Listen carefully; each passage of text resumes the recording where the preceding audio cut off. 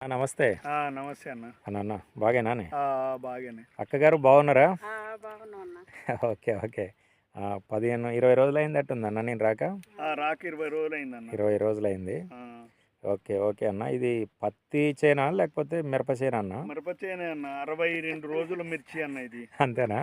అంతే. Okay okay. ఎప్పుడైనా మనం 40 సంవత్సరాలు మంచి కంది లెక్క అనుకుంటాను నేను. ఎన్నడూ లేదన్న. ఇది ఆర్పిఎస్ బలమే అన్న. అంతేనా? అంటే కంది పెరిగినట్టు పెరుగుతుంది కదా అన్న. మన తోటను చూసి నిన్న మొన్న రెడ్డి రెడ్డి వచ్చింది అన్న మీ దగ్గరికి. భుజంగారెడ్డి ఎవరో అన్న, మరి రాలేదు. వచ్చిండంట.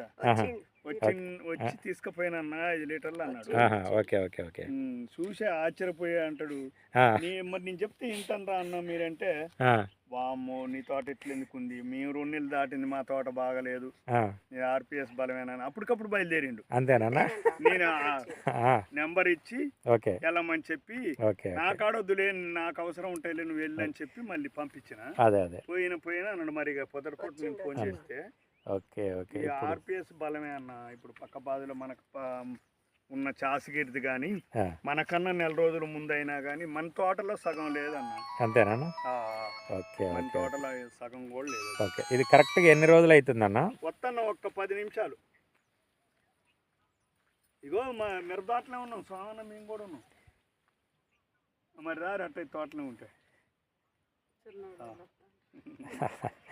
ఓకే. ఇది మన అంటే అన్నగారి మాటల్లో ఇప్పుడు విన్నారు కదా పోలూరు గారు. ఇది కరెక్ట్గా 62 రోజుల తోట. 62 రోజుల తోట అండి. యాక్చువల్గా పోలూరు గారి మాటల్లో ఏంటంటే యాక్చువల్గా వారికి మంచి అనుభవం ఉంది. మంచి అనుభవం అంటే దాదాపు ఒక 40 సంవత్సరాలు ఈ ఏరియాలో. అంటే పోలూరు గారు అని అంటే ఒక మంచి అనుభవం గల రైతు అనేది అందరికీ తెలుసు. ఆయన గారు ఏమంటున్నారంటే, ఇంత ఎదుగుదల 60 రోజులలో తోట ఈ రకంగా కమ్మటం అనేది మేము చూడలేను అనేది చెప్తున్నాడు. అంటే ఇది ఒక ఆర్పిఎస్ యొక్క పనితనం అనేది కూడా చెప్పటం అనేది జరుగుతుంది. చూడండి గ్రోత్ లేతగా తమలపాకులు కనుక ఉన్నట్టుంది. ఎక్కడ కూడా వైరస్ లేదు. ఇదంతా కూడా ఇప్పుడే క్రాప్ సెట్ అవుతుంది. 1-2% కాకపోతే అంతే. చెస్ట్ భాగం వరకు ఎదిగింది. చెస్ట్ కాయ పడితే కంది చెట్టు ఉన్నట్టే ఉంటది అన్న. అంతేనన్నా? 62 రోజులు అంటే 90 రోజులు వచ్చే వరకు మనిషి కానరాడు అన్న. కానరాడు అంటే ఇప్పుడు 60 రోజులు అప్పుడు ఉన్నాము. మళ్ళీ వారి మాటల్లో ఇంకా 6 అడుగులు రోజుల్లో 6 అడుగులు ఉంటది అన్న. అంతేనా? 90 రోజులలో మనం కనపడవు అన్న. కనపడం. ఓకే. కంపల్సరీగా 6 అడుగులు తీయాలి. 6 అడుగులు తీయాలి. చూడాలన్న మన ఆర్పిఎస్ కంపల్సరీగా 6 అడుగులు. ఎవరు చెప్పినా విననన్న నేను. అంతేనన్నా? ఆర్పిఎస్ ఎకరాలకు 20 లీటర్లు పోసిన ఫేవరెట్ అయిపోయింది ఆర్పిఎస్ కు. అంతేనన్నా? మనకి నిద్ర పట్టదన్నది. ఇది అంటే పెళ్ళోళ్ళు మొన్న ఏమంటారు, మేము అమ్ముకో ఉంటాం మాకు చెప్పొచ్చు కదా మా చిన్నక్క గారు. అయితే అక్కయ్య గారు మరి బండూరు అమ్ముతారు కదా. ఇంకా ఇదంతా చూడండి. ఇది ఒకసారి పట్టుకున్న క్రాప్ కూడా యాక్చువల్గా 60 రోజులలో క్రాప్ సెట్ కాదు. అయినా కానీ ఏంటంటే క్రాప్ అంతా కూడా ఇప్పుడు పడుతుంది. ఒక పక్క గ్రోత్ ఉంది.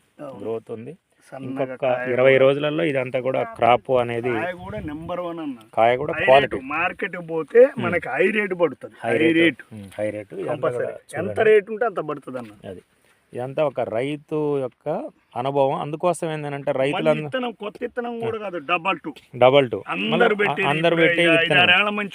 ఉన్న విత్తనమే. అసలు డబల్ టూ అని అంటే నమ్మరు ఇది అనా? నమ్ముతారా?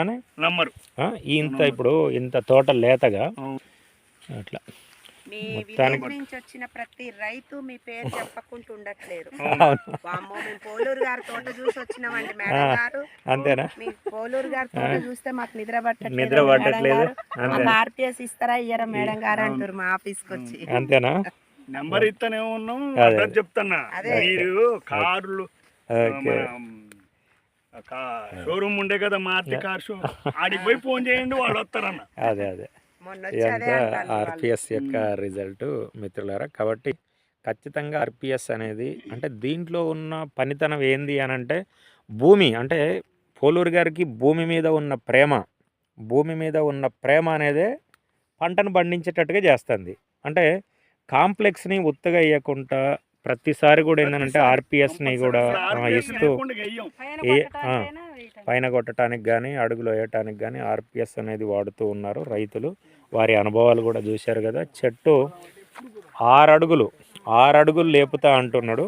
ఇది ఆర్పిఎస్ 76 యొక్క రిజల్ట్ మిత్రులారా. నమస్తే, నమస్కారములు.